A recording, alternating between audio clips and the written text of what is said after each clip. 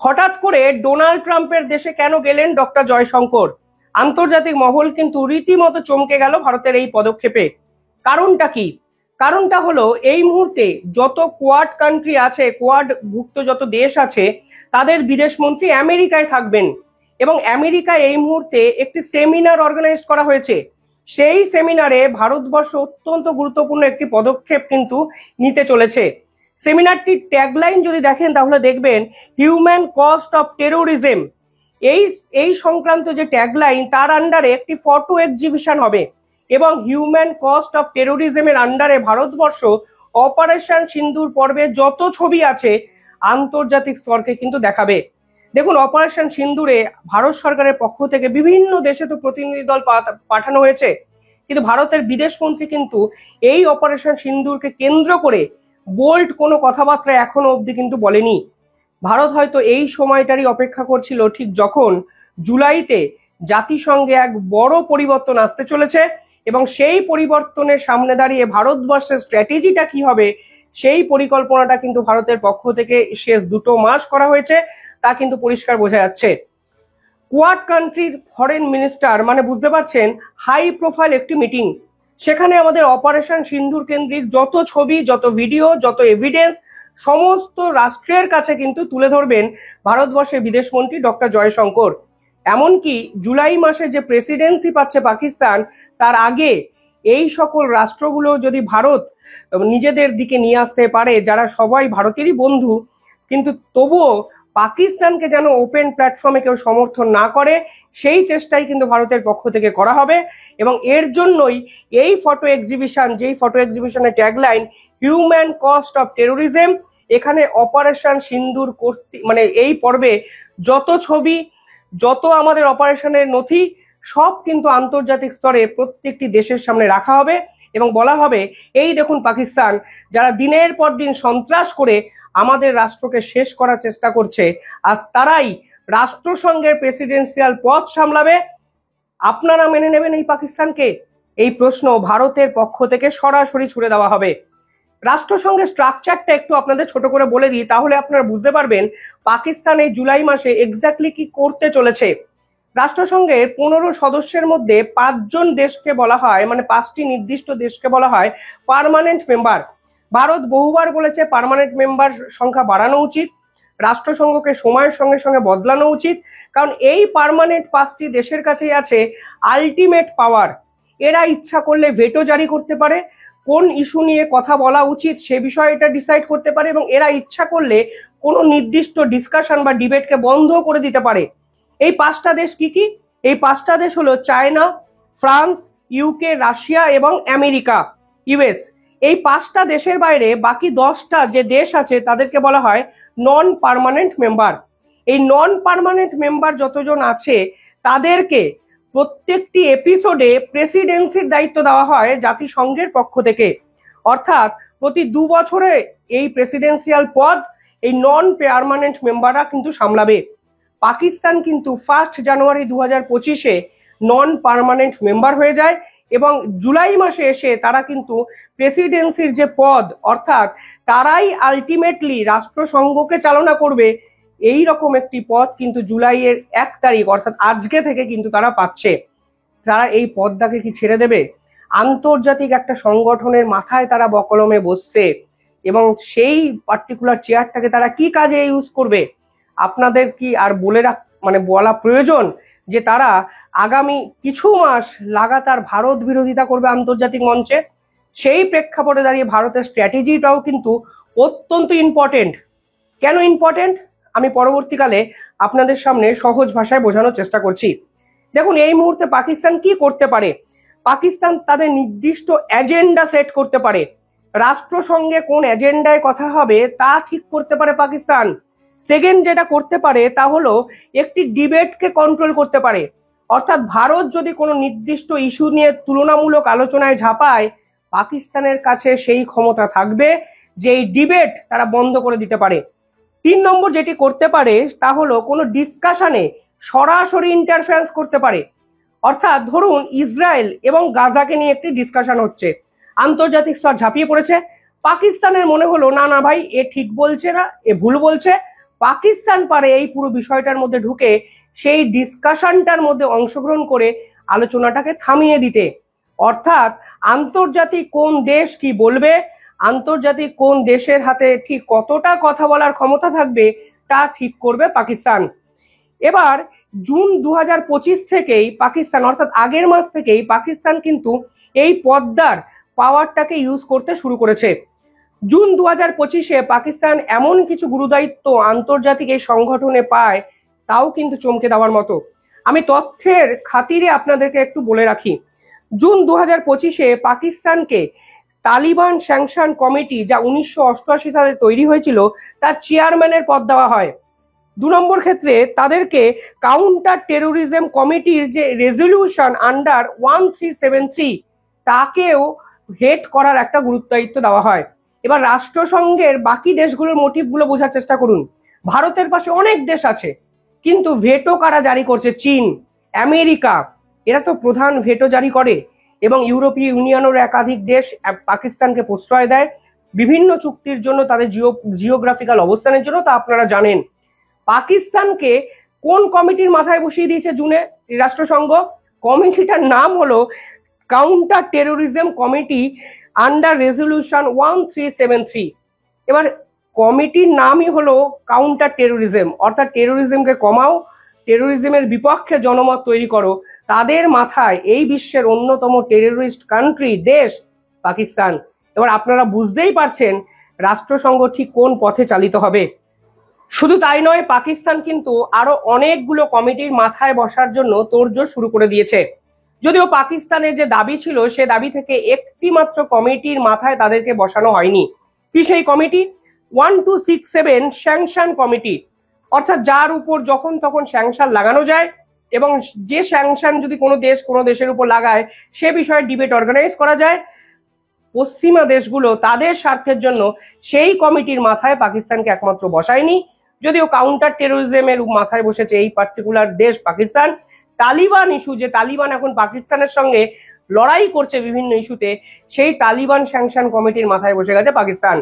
এবার তারা এই প্রেসিডেন্সিয়াল পদটাকে ভারতের বিপক্ষে কিভাবে ব্যবহার করবে?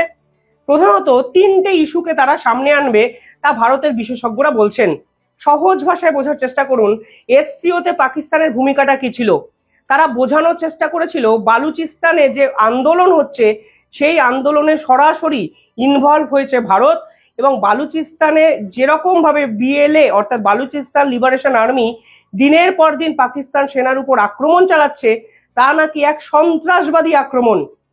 বিশেষজ্ঞরা কি বলেন? বিশেষজ্ঞরা বলেন এটা কোনোদিন টেরোরিস্ট অ্যাক্টিভিটি হতে পারে না। কেন টেরোরিস্ট অ্যাক্টিভিটি নয়? টেরোরিজম শব্দটি আসে যদি অন্য কোনো দেশ তোমার দেশকে আক্রমণ করে বা আক্রান্ত করার চেষ্টা করে, তাহলেই এটাকে বলা হয় টেরোরিস্ট অ্যাক্ট। কিন্তু বালুচিস্তান তো পাকিস্তানের অভ্যন্তরে, তাহলে পাকিস্তানের নিজেদের বিদ্রোহী গ্রুপই তো দেশের সরকারের বিরুদ্ধে আন্দোলন করছে, সেই দেশের সেনার বিপক্ষে আন্দোলন করছে, এবং পাকিস্তানের নিজের মানুষই পাকিস্তান থেকে আলাদা হয়ে স্বাধীনতা চাইছে। তাই এটা টেরোরিজম অ্যাক্টিভিটি নয়, একে বলা হয় মিলিটেন্ট অ্যাক্টিভিটি। মিলিটেন্টরাই, বিদ্রোহী গ্রুপেরাই সে দেশের সরকারের বিপক্ষে আন্দোলন করছে, তাই টেরোরিস্ট অ্যাক্টিভিটি হতে পারে না। আর ভারতের ইনভলভমেন্টে তো প্রশ্ন আসেই না। ঠিক 2 দিন আগে আপনারা জানেন পাকিস্তানে সেনাবাহিনীর কনভয়ে একটি আত্মঘাতী বোমা হামলা হয়। সেই আত্মঘাতী বোমা হামলায় কি হয়? একটি গাড়ি ঢুকে যায় বাইরে থেকে, এবং সেই গাড়িটি ঢুকে পাকিস্তান সেনাবাহিনীর এক গাড়িতে ধাক্কা মারে। এতটা তো ঠিক ছিল, কিন্তু সেই গাড়িতে বোম রাখা ছিল। এই ধাক্কা মারার সঙ্গে সঙ্গে সেই গাড়িটা বিস্ফোরিত হয়ে ফেটে যায়। ফলে পাকিস্তান কনভয়ের অনেক গাড়ি, সেনাবাহিনীর অনেক গাড়ি কিন্তু এক নিমেষে দাউ দাউ করে জ্বলে ফেটে যায় বোমার মতো। বোমার শব্দে শেষ সবকিছু। মৃত্যুর মুখে ঢলে পড়ে 42 জন পাকিস্তান সেনা। একদম যে ঘটনা 2019 সালের 14ই ফেব্রুয়ারি ভারতবর্ষে হয়েছিল, সেই নৃশংস পুলওয়ামা হত্যাকাণ্ডের সঙ্গে মিল সেই পাকিস্তানের ওই পার্টিকুলার সেনাবাহিনীকে অ্যাটাক করার মাধ্যমে তালিবানের একটি সংগঠন কিন্তু সেই ঘটনাকে ফিরিয়ে আনে। পাকিস্তান কি দাবি করে? তারা বলে ভারত আছে এর পিছনে, ভারত স্ট্রং প্রোটেস্ট জানায় পুরো ঘটনায়। কিন্তু আমি এই কথাটা বললাম এর জন্য, 2 দিন আগের একটা ঘটনা, যে ঘটনায় সরাসরি ভারতের কোনো যোগও নেই, যেখানে তালিবানের একটি প্রক্সি সংগঠন দায় স্বীকার করেছে, সেখানেও যারা ভারতের অভিসন্ধি খুঁজে পায়, তারা বালুচিস্তানকেও যে সন্ত্রাসবাদী আক্রমণের শিকার বলে আন্তর্জাতিক স্তরে প্রতিষ্ঠিত করবে এবং এর পিছনে ভারতের ইনভলভমেন্ট খুঁজবে, তা কিন্তু পরিষ্কার। রাষ্ট্রসংঘে লিখে রাখুন আগামী 6 মাস এই ইস্যু বারংবার আপনারা শুনবেন। 6 মাসের দরকার নেই, 22শে জুলাই প্রথম ডিবেট হবে পাকিস্তানের এবং ভারতবর্ষের ওপেন ডিবেটে, সেখানে এই বিষয় ফিরে আসবে আসবে আসবে। অর্থাৎ তারা বোঝানোর চেষ্টা করবে পাকিস্তান নাকি সন্ত্রাসবাদ দ্বারা আক্রান্ত, সন্ত্রাসবাদী রাষ্ট্রকে ভারত, ভারত নাকি পাকিস্তানকে সন্ত্রাসের এই যে বাতাবরণে ভরিয়ে রেখেছে, যা পাকিস্তান বারবার দাবি করেছে, যা জাফার এক্সপ্রেস অপহরণ বলুন, বালুচিস্তান লিবারেশন আর্মির একাধিক অপারেশন বলুন, সবকিছুতেই তারা ভারতের ভূত দেখে। সেকেন্ড যে ইস্যুটা তারা আন্তর্জাতিকরণের চেষ্টা করবে, তা হলো কাশ্মীর ইস্যু। বিভিন্ন সময় পিওকে নিয়ে এই রাষ্ট্রসংঘের কাউন্সিলে তারা বিভিন্ন কথাবার্তা বলেছে, আর এবার প্রেসিডেন্সির চেয়ার তাদের কাছে, তারা কাশ্মীর ইস্যু নিয়ে 100% কথা বলবে এবং ফের একবার কাশ্মীর ইস্যু নিয়ে আন্তর্জাতিক স্তরকে ভুল পথে চালিত করার চেষ্টা করবে এবং এই পুরো বিষয়টিকে আন্তর্জাতিককরণের চেষ্টা করবে পাকিস্তান। 100% লিখে রাখুন, এই দুটো তো কনফার্ম। পরবর্তীকালে পাকিস্তান যেটা করতে পারে বলে মনে হয়, তা ওআইসি চ্যানেলকে ডেভেলপ করবে, অর্থাৎ যত অর্গানাইজেশন অফ ইসলামিক কোঅপারেশনের দেশ আছে তাদেরকে এককাট্টা করার চেষ্টা করবে, ইসলাম রাষ্ট্রগুলোকে একই সুতোয় বাঁধার চেষ্টা করবে অন্তত রাষ্ট্রসংঘের মতো জায়গায়, এবং এই ইসলামিক গ্রুপকে কিন্তু ভারতের বিপক্ষে কাজে লাগানোর একটা চেষ্টা করবে। তা 100% আপনারা নিশ্চিত থাকুন, এই তিনটে পরিকল্পনা কিন্তু পাকিস্তান করবেই। এর অতিরিক্ত যদি কিছু করে আমি আপডেটেড ভিডিও আপনাদের জন্য বানাবো, কারণ এই পাকিস্তানকে বিশ্বাস করা যায় না।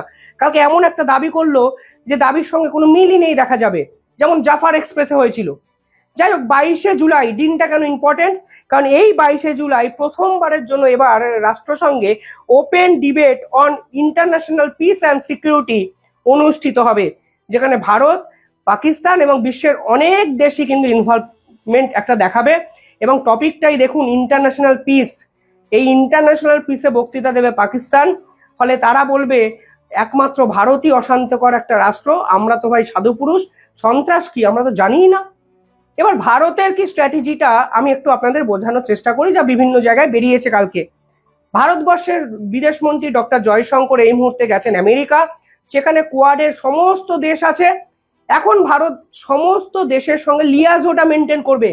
ভারত 100% চাইবে যে আগামী 6টা মাস যে ডিফিকাল্টিস আন্তর্জাতিক সংগঠনে আসতে চলেছে, তার যেন মোকাবিলা ভারতবর্ষ সকলের সাহায্য নিয়ে করতে পারে।